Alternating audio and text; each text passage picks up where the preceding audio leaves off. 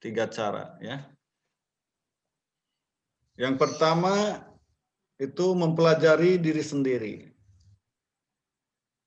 Ini cara untuk meningkatkan kesadaran diri. Yang pertama mempelajari diri sendiri. Ini proses eksplorasi diri tentang perilaku, pikiran dan perasaan, termasuk pengalaman yang menyenangkan, hubungan interpersonal dan kebutuhan pribadi. Tapi menurut hemat Bapak di sini ada kekurangan, yaitu perasaan termasuk pengalaman yang menyenangkan, bukan hanya yang menyenangkan. Jadi pengalaman yang menyakitkan juga perlu disadari oleh kita.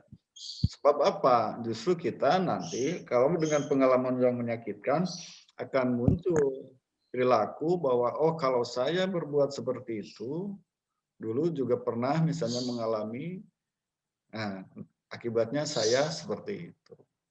Gitu kan? Nah, jadi yang baik yang menyenangkan maupun yang menyakitkan kita harus review. Tapi kalau yang menyakitkan jangan terlalu berlebihan. Nanti kita bisa sakit, ya. Bisa gangguan jiwa nanti kalau yang menyakitkan mah. Jadi cukuplah sampai misalnya, oh saya dulu pernah berbuat kurang baik, sehingga hasilnya juga kurang baik. Nah itu saja. Kemudian belajar dari orang lain. Nah di sini belajar dari orang lain itu susah. Kecuali dengan yang ketiga dibarengkan, yaitu sambil membuka diri. Sebab belajar dari orang lain, kemudian kita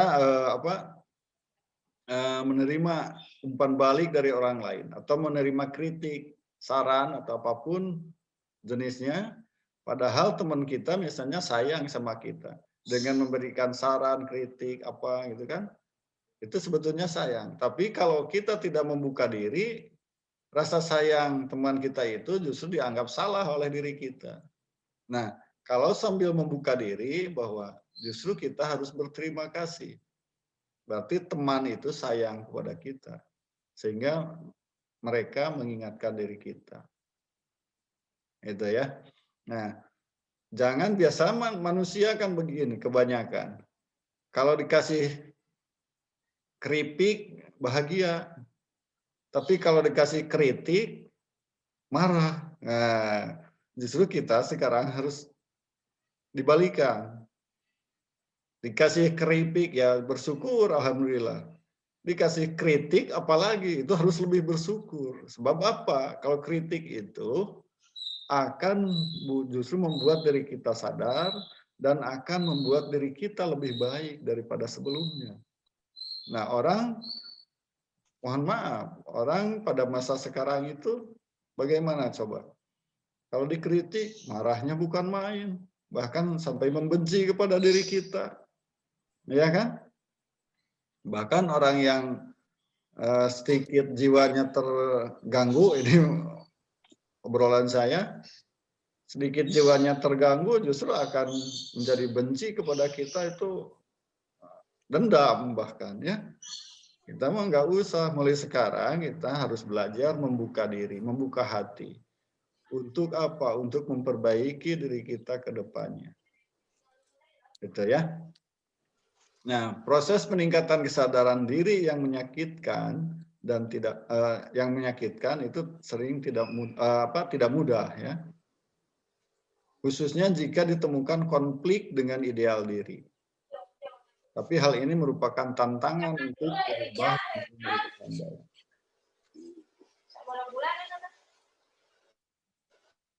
Kemudian selanjutnya adalah klarifikasi nilai. Ini hubungan perawat klien merupakan hubungan timbal balik. Tetapi kebutuhan klien harus diutamakan. Perawat sebaiknya mempunyai sumber kepuasan dan rasa aman yang cukup sehingga tidak menggunakan klien untuk kepuasan dan keamanannya. Pak kasih contoh di sini, kalau kita punya masalah di rumah, misalnya Anda masalah dengan orang tua, ada sedikit masalah yang perlu diselesaikan. Kemudian atau Anda misalnya nanti sudah berkeluarga, ada masalah yang harus diselesaikan dengan istri, dengan suami. Dan itu masalah belum terselesaikan karena kita misalnya harus bekerja, harus melayani pasien sebagai perawat. Datang ke tempat kerja kita, ada pasien yang nangis sedikit saja, marahnya kita bukan main kepada pasien. Nah, itu adalah merupakan pelampiasan. Ya kan? Merupakan salah satu pelampiasan karena perawat punya masalah yang belum terselesaikan sehingga muncul bahasa Inggris nama murang-maring. Ketemu dengan orang yang sakit, menangis karena kesakitan, malah dimarahin habis-habisan. Itulah, itu menggunakan clean untuk kepuasan dan keamanan perawat. Contoh, Bapak sebagai dosen, ada masalah di rumah yang belum terselesaikan. Kemudian Bapak harus ngajar ke kelas. Ada mahasiswa terlambat 2 menit saja, Bapak marahnya di kelas bukan main. Padahal bukan karena 2 menitnya misalnya mahasiswa terlambat. Tapi justru karena Bapak punya masalah di rumah yang belum terselesaikan. Karena belum terselesaikan dan dibawa ke tempat kerja, marah-marah kepada mahasiswa. Jadi mahasiswa lah dijadikan sasaran untuk keamanan dan kepuasan Bapak sebagai dosen. Padahal telat 2 menit itu kan tidak salah. Ya kan? Nah, kemudian jika perawat mempunyai konflik dan ketidakpuasan, sebaiknya perawat menyadari dan mengklarifikasinya agar tidak mempengaruhi keberhasilan hubungan perawat klien. Contohnya yang barusan. Dengan menyadari sistem nilai yang dimiliki perawat, perawat akan siap mengidentifikasi situasi yang bertentangan dengan sistem nilai yang dimiliki. Contohnya, misalnya ini kita sistem nilai yang dianut oleh umat Islam, ya tentu saja seperti itu, ya kan? Anda harus melayani pasien dengan nilai yang berbeda dengan kita, misalnya agama Kristen, Hindu, Buddha, gitu kan. Nah, kemudian ada perilaku yang berbeda atau pasien meminta sesuatu kepada kita, misalnya di tempat kerja, dan tempat kerja itu tidak menyediakan sesuatu yang diminta oleh pasien. Karena nilai yang dianut misalnya, khususnya di Tasikmalaya ini kan istilahnya kota santri. Misalnya ada pasien yang beragama di luar Islam dirawat, kemudian misalnya dia, kepada perawat, saya sudah lama tidak makan daging babi misalnya. Saya ingin sekali daging babi. Anda harus marah begitu? Tidak. Kita terima keinginan pasien itu, bukan mungkin, tapi yang harus dilakukan oleh seorang perawat adalah menjelaskan bagaimana rumah sakit itu. Bahwa misalnya, Pak, Bu, punten, rumah sakit mah teu nyayogikeun, tidak menyediakan makanan-makanan seperti itu.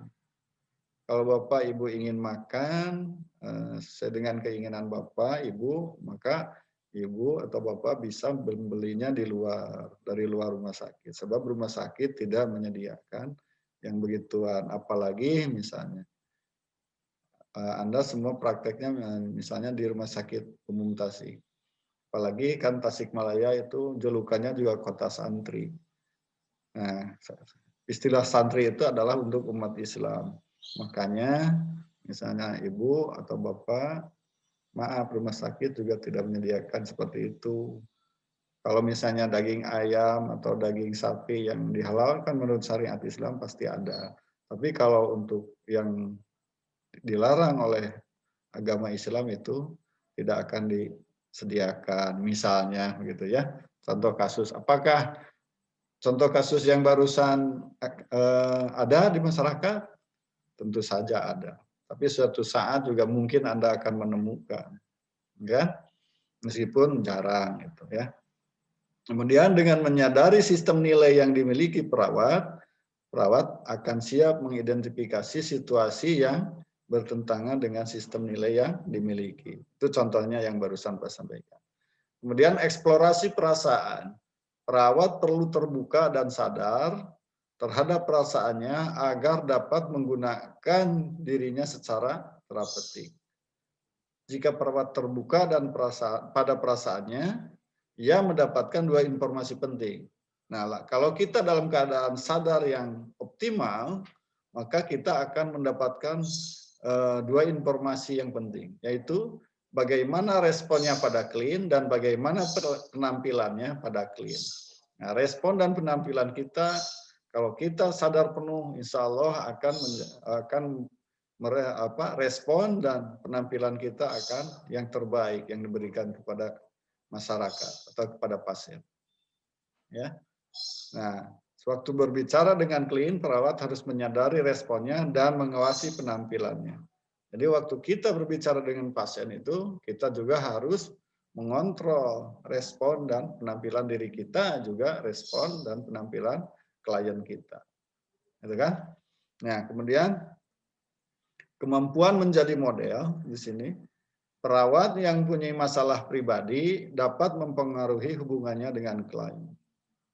Perawat mungkin menolak dan mengatakan ia dapat memisahkan hubungan profesional dengan kehidupan pribadi. Perawat yang efektif adalah perawat yang dapat memenuhi dan memuaskan kehidupan pribadi serta tidak didominasi oleh konflik, stres atau pengingkaran, dan memperlihatkan perkembangan serta adaptasi yang sehat. Perawat diharapkan bertanggung jawab atas perilakunya, sadar akan kelemahan dan kekurangannya. Nah, kemampuan menjadi model di sini, itu maksudnya penjelasannya. Kemudian kemampuan menjadi model misalnya, ini berpenampilan rapi, rambut rapi, pakaian rapi, kukunya yang pendek, kalau panjang bisi, najos ka klien ka pasien, kan begitu ya. Semuanya yang rapi, pakaiannya yang rapi. Sehingga pakaian perawat itu kalau ke ruangan dari dulu sejak SPK sampai sekarang juga selalu putih-putih supaya kelihatan bersihnya, rapihnya. Itu. Putih dari dulu sampai sekarang juga baju perawat itu ya. Nah, supaya nanti kelihatan dari penampilan, dari apa, jelas. Kalau yang macam-macam warnanya nggak begitu jelas gitu kan. Udah sobek sedikit juga nggak jelas kalau yang warna-warni. Tapi kalau yang putih sobek sedikit juga kelihatan. Atau tidak disetrika juga nampak jelas kan gitu. Ya. Nah, supaya apa adalah tujuannya supaya penampilan kita rapi. Nah, kemampuan menjadi model di sini bukan berarti model pakaian yang suka lenggak-lenggok di atas panggung. Ya, kalau yang begitu mah model beneran. Nah, menjadi model di sini adalah model sebagai perawat yang menunjukkan perilaku yang baik. Lain berarti menjadi model di sini jalan kaki saja kayak entong mau bertelur, ngageol, ngagitek, badi lalawanan. Bukan begitu. Justru perawat itu jalannya harus cepat. Nah, kenapa harus cepat? Sebab perawat itu ditunggu oleh masyarakat, oleh pasien yang sangat membutuhkan pertolongan. Dengan rasa sakitnya atau mau meninggal, berarti perawat perlu mendampingi pada saat-saat seperti itu, berada di samping pasien. Itu maksudnya ya. Kalau jalannya gulak-gilak itu, wah kapan nyampainya kepada pasien? Gitu. Mohon maaf, saya kalau di kampus, kalau kebetulan jalan sama mahasiswa, kemudian yang jalannya pelan-pelan gitu, bapak sok dicabok bujurna awewe ke lalaki. Maksudnya apa? Tidak ada maksud lain. Justru bapak ingin memberikan perilaku yang terbaik kepada mahasiswa, bahwa kita menyadari kita ini sebagai perawat. Kalau jalan saja lunggak-lenggok, kapan pasien mati manten gitu, ya kan? Nah, kemudian pengalaman bapak di luar negeri juga. Nah, waktu bapak MOU dengan Taiwan, dengan perguruan tinggi di Taiwan, dan alhamdulillah Pak Miftah, Pak Indra sudah lulus. Itu alhamdulillah MOU-nya waktu itu, dan ditindaklanjuti dengan menguliahkan di sana. Alhamdulillah jadi dosen berdua lulusan luar negeri, itu kita perlu bangga, dan sendiri alhamdulillah bangga gitu ya. Tapi buat Bapak bukan berarti bangga sombong. Alhamdulillah bersyukur saja gitu bangganya, bahwa keringat kita itu ya alhamdulillah bermanfaat lah buat rekan-rekan ya. Itu. Nah, Bapak di jalan di sana saja itu kelihatan sekali antara orang Indonesia dengan orang sana. Orang sana itu kalau jalan itu cepat sekali, setengah lari, jalan cepat istilahnya. Kalau kita kan jalan ya ngaleng gawe juga entogrek ngenog. Nah gitu. Bahkan mereka itu di di eksalator saja itu Bapak sendiri mah naik ke eksalator udah diam aja. Ya kan? Dibawa oleh mesin saja udah segitu. Orang sana itu enggak, naik ke eksalator, dia jalan di eksalator. Nah, itu bedanya orang kita. Bapak sendiri menyadarinya, oh itulah Saryomo bedanya dengan yang lain. Kalau di sana itu ya begitu. Naik eksalator juga sambil jalan dia lari. Jalan cepat. Kalau saya naik udah diem aja dibawa ke mesin kan. Anda juga gitu kan di supermarket kan. Udah naik, udah aja dia megang pegangan itu pinggir eksalator. Orang sana itu enggak. Kalau yang masih muda-muda dia naik, dia jalan di eksalator. Gitu. Sehingga nyampainya kan lebih cepat daripada yang diam seperti Bapak. Nah, itulah gerak cepat untuk perawat itu sangat penting. Ya. Nah, kita lanjut. Kemudian tanggung jawab atau altruisme. Ini suatu sikap yang dapat ditunjukkan oleh perawat dengan lebih mendahulukan kepentingan umum daripada kepentingan pribadi. Ya. Hal ini ditunjukkan sebagai wujud dari rasa tanggung jawab terhadap pekerjaannya. Jadi, harus ada tanggung jawab terhadap pekerjaan kita. Nah, itu. Kemudian, altruisme ini tanggung jawab, kemudian mendahulukan kepentingan umum daripada kepentingan pribadinya, itulah justru salah satu karakter perawat. Kenapa? Sebab yang dilayani adalah tadi pasien yang sangat membutuhkan pertolongan. Kalau pasien atau kalau orang yang sangat membutuhkan pertolongan dengan kesakitannya, dengan mau ajalnya meninggal, mendahulukan dulu kepentingan kita, ya pertolongan kita juga sia-sia nanti. Kemudian helping relationship atau hubungan terapeutik. Hubungan terapeutik antara perawat klin adalah hubungan kerjasama yang ditandai dengan tukar-menukar perilaku, perasaan, pikiran, dan pengalaman dalam membina hubungan intim yang terapeutik. Ini tukar-menukar pengalaman, pikiran, perasaan. Iya gitu antara perawat dengan pasien? Jelas. Kalau Anda misalnya praktek ke rumah sakit, Anda belum belajar tentang penyakit, misalnya diagnosa pasien HNP, hernia nukleus pulposus. Anda belum belajar di kampus, sekarang belum ya? Tentang penyakit kan belum sekarang ya. Ya, atau baru mulai masuk sekarang ada penyakit. Tapi Anda sudah praktek. Ternyata ada diagnosa HNP, hernia nukleus pulposus. Loh, kita belum belajar. Tapi ini ada kasus ini. Akhirnya Anda pulang dari kampus misalnya lari ke perpustakaan. Itulah tukar-menukar ilmu, pengalaman. Salah satu contohnya. Pasien yang menderita penyakit HNP, Anda belum punya ilmunya. Nah, dengan adanya pasien itu Anda mendapatkan ilmunya. Anda cari di perpus, dimulai pengertian atau definisi sampai asuhan keperawatannya. Oh, nah itulah salah satu contoh bukti bahwa di sana terjadi tukar menukar, baik perasaan, perilaku maupun pikiran antara perawat dengan klien. Kemudian dalam proses asuhan keperawatan, perawat membina hubungan sesuai dengan tingkat perkembangan pasien dengan mendorong perkembangan pasien dalam menyadari dan mengidentifikasi masalah dan membantu pemecahan masalah. Kemudian perawat memberikan umpan balik dan alternatif pemecahan masalah, dan pasien dapat memakai informasi atau memakai solusi untuk menangani masalah yang belum dipecahkan secara konstruktif. Nah, pasien mengeluh penyakit mengeluh ini, perawat, ibu cobi, bapak cobi, manawiku cara kieu, nah itulah ya.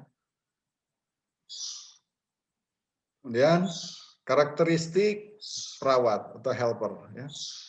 Keberhasilan komunikasi terapeutik sangat ditentukan oleh karakteristik pribadi seorang helper atau perawat. Jadi berhasil tidaknya asuhan keperawatan yang kita berikan kepada pasien atau komunikasi terapeutik dengan pasien tergantung daripada kita sebagai perawat. Kemudian instrumen utama yang digunakan adalah dengan klien adalah diri sendiri. Tadi sudah di awal ya. Beberapa karakteristik perawat yang dapat memfasilitasi tumbuhnya hubungan yang terapeutik adalah satu, kejujuran. Nah, jadi ini buat diri kita nih. Satu, kejujuran, tidak membingungkan dan cukup ekspresif. Ulah ngebingungkan pasien dari perilaku kita. Atau dari alternatif pemecahan masalah yang dihadapi pasien, jangan sampai membingungkan mereka. Kemudian bersikap positif, empati bukan simpati. Kalau tidak salah sudah Bapak jelaskan antara perbedaan antara empati dengan simpati ya. Atau di kelas mana dulu pada waktu komunikasi keperawatan 1. Nah, itu silakan kalau belum tahu Anda cari apa bedanya sih simpati dengan empati atau empati dengan simpati. Kemudian melihat permasalahan dari kacamata klien. Jangan dari kacamata diri kita. Dan saya makia, itu belum tentu cocok untuk klien. Ya kan? Harusnya kita melihat apa kasus apa atau penderitaan apa yang diderita oleh pasien, kita cari solusinya sesuai dengan penderitaan yang dialami pasien. Kemudian menerima klien apa adanya. Nah, tadi dengan kesadaran yang tinggi akan membuat kita menerima pasien apa adanya. Tidak akan membedakan agama, ras, dan sebagainya. Dan sensitif terhadap perasaan klien, kemudian tidak mudah terpengaruh oleh masa lalu klien atau diri perawat sendiri. Jadi jangan terpengaruh oleh, saya mau begini, begini. Kenapa pasien mau begitu? Nah, jangan terpengaruh. Itu berarti kita terpengaruh oleh kondisi diri kita. Ya. Udah. Kalau ada yang mau didiskusikan, silahkan. Halo? Kayaknya tidur semua ini ya? Enggak, Pak. Pak. Soalnya jam segini kan enak-enaknya tidur, apalagi cuacanya dingin begini. Hujan terus, Pak. Ya? Hujan terus. Iya, Adit gimana, sehat? Alhamdulillah, Pak. Ya, syukur. Silakan kalau ada yang mau didiskusikan. Ya, sebelum lupa dan kalau tidak ada bisa sambil berjalan nantilah ya. Nah, kalau ada yang mau didiskusikan. Kalau sekarang ada Pak, mau tanya Pak. Boleh, siapa? Ari Wildan. Tuh, apa? Mungkin bisa kita ketahui terkait tugas dan fungsi perawat, seperti kita sudah pahami betul, ada yang sifatnya independen, ada yang sifatnya dependen. Nah, batasan independensial yang mungkin dilakukan oleh perawat itu seperti apa, Pak? Batasan apa? Yang batasan independensial yang mungkin dilakukan oleh perawat. Oh, ya. Independen ya, Pak, itu independen yang dilakukan di perawat oleh. Ya, makasih. dependen itu mandiri. Perawat itu apa? Nah, dependen Batasan itu peran fungsi perawat, dependen, independen gitu kan? Ya, ya. Independen. Independen itu apa? Kerja sama atau interdependen itu kerjasama. Oh, Kolaborasi. Kalau dependen itu tergantung. Nah, perawat itu jangan ketergantungan atau dependen itu ketergantungan. Dependen itu berarti perawat itu tergantung ke dokter itu salah. Harusnya yang baik adalah interdependen atau independen, kolaborasi. Dalam hal apa kolaborasi? Misalnya kalau perawat di kita, misalnya pemberian obat atau melalui injeksi, itu sebetulnya pekerjaan kolaboratif. Ya, kalau misalnya yang berhubungan dengan kebutuhan dasar manusia itu adalah peran fungsi perawat mandiri. Nah, kalau pemberian obat, cairan infus itu sebetulnya pekerjaan kolaboratif antara perawat dengan dokter. Sebab kita tidak boleh memberikan obat, ya kan? Nah, karena kita yang memberikan obat dan dokter membuatkan resepnya begitu. Salah satu contoh itu ya. Apakah obat melalui infus atau obat apa? Kalau di rumah sakit, meskipun ada perawat boleh memberikan obat, tapi obat-obat yang tidak membahayakan diri pasien, diri kita. Ada ya dalam itunya, dalam undang-undang keperawatan, silakan dilihat. Betul. Jadi fungsi dependen, fungsi interdependen atau independen. Itu batasannya kalau hubungannya dengan kebutuhan dasar manusia, itu fungsinya fungsi mandiri daripada perawat.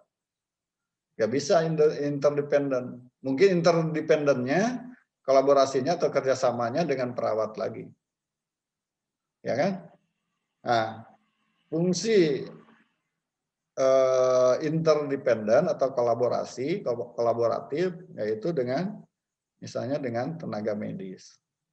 Contohnya tadi Bapak berikan contoh dalam pemberian obat misalnya, yang perlu resep dokter, itu kan kita tidak boleh memberikan. Nah, tapi obat itu kan harus sampai kepada pasien. Makanya dokter medis hanya membuat resep, sedangkan yang melaksanakannya oleh perawat. Padahal itu harusnya oleh dokter juga sebetulnya memberikannya. Tapi karena ada delegation of authority, ada pendelegasian kewenangan, sehingga perawat juga melakukan hal itu, atau kebijakan rumah sakit bahwa kalau tidak ada dokter boleh perawat memberikan, misalnya ada aturan begitu, ya sah-sah saja. Tapi fungsinya adalah itu termasuk salah satu contoh fungsi kolaboratif atau fungsi independen atau interdependen. Ya, Ari dan yang lainnya itu sementara jawaban dari saya. Kalau ada yang lain juga bisa nanti. mungkin Pak, mungkin kalau misalkan apa? tugas mandiri perawat itu mungkin yang lebih yang sifatnya mandiri gitu Pak. Oh, yang sifatnya mandiri ya contoh. Contohnya Kalau tadi. takut saya salah. Ya. Apa? Gimana? Ulang lagi coba. Takut saya salah. Gimana? Oke, takut saya salah Pak, kan Ya. dependen itu mungkin terkait delegasi mungkin Pak ya. Delegasi tugas perawat yang mungkin delegasi. Interdependen mungkin lebih kepada kolaboratif. Nah, yang saya tanyakan mungkin independen. Independen kan takut saya salah juga, itu kan itu istilahnya perawat melakukan tindakan mandiri kan. Nah, jadi maksudnya batasan kemandirian yang dilakukan perawat seperti apa Pak dalam melakukan asuhan keperawatan?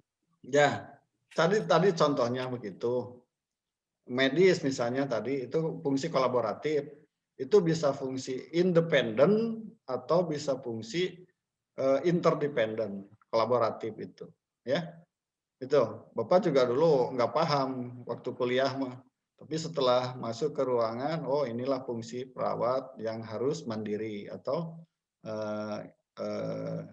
ya fungsi perawat yang harus mandiri. Ini fungsi perawat yang dependen, ketergantungan. Nah, yang ketergantungan contohnya kita tidak punya inisiatif gitu dalam memberikan usaha keperawatan. Dari orang lain saja, disuruh-suruh saja, itu contoh perilaku yang ketergantungan, ya, atau dependen. Kalau in atau inter itu hampir sama istilahnya, yaitu fungsi kolaboratif, fungsi kerjasama, ya. Insya Allah lah nanti Anda juga akan lebih paham kalau sudah sambil belajar, sambil praktek nanti di sana, insya Allah akan semakin paham apa yang membedakan independen, dependen, interdependen, ya. Insya Allah. Insya Allah Pak, kalau sambil praktek mah bakal lebih gampang kayaknya Iya, Pak. iya makanya. Cuma kondisinya sekarang kan begini ya. Kita bukan kita sajalah semua ya, kondisinya seperti ini. Iya Pak. Anak Bapak juga yang gede sedang profesi sekarang. Nggak seperti waktu normal, kondisi normal begitu profesinya. Jauh gitu. Jauh dari dulu lah. Tapi nggak apa-apa lah, karena ini kondisi global ya. Bukan kondisi di Tasikmalaya saja. Itu mungkin pertemuan kali ini. Waktunya juga sudah mau habis lagi ini sesi kedua ini ya. Mohon maaf atas segala kekurangannya. Sampaikan salam dari Bapak kepada keluarga anak-anakku semua ya. Sampaikan mohon maaf atas segala kekurangan dan mohon maaf juga atas kelalaian. Ini kondisi-kondisi yang memang kondisi bukan diinginkan oleh kita, tapi kondisi yang menyeluruh ya. Sehingga kuliahnya juga seperti ini daring. Ya. Tapi Bapak juga kadang rindu ingin kuliah di kelas gitu, lebih enak gitu kan. Tapi udahlah karena kondisinya seperti ini. Jadi kalau ada salah kata, salah memberikan contoh, mohon maaf yang setulus-tulusnya. Kita akhiri saja dengan mengucapkan hamdalah bersama-sama. Alhamdulillahirabbil alamin. Assalamualaikum warahmatullahi wabarakatuh. Waalaikumsalam warahmatullahi wabarakatuh. Terima kasih Pak. Terima kasih Pak.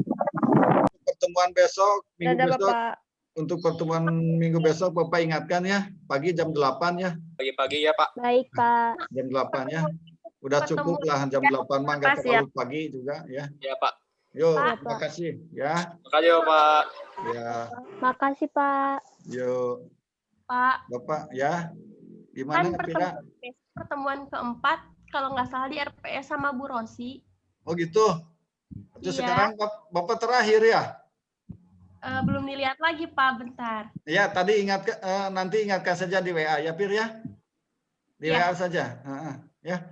Berarti kalau minggu ke depan berarti kalau keempat Bu Rosi kalau nggak salah. Nah, nanti ingatkan saja Bapak, nggak apa-apa. Jadi sebelum berpisah untuk pertemuan selanjutnya, Bapak mohon maaf ini ya pada anakku semua. Yo, di WA saja Pir. Ya.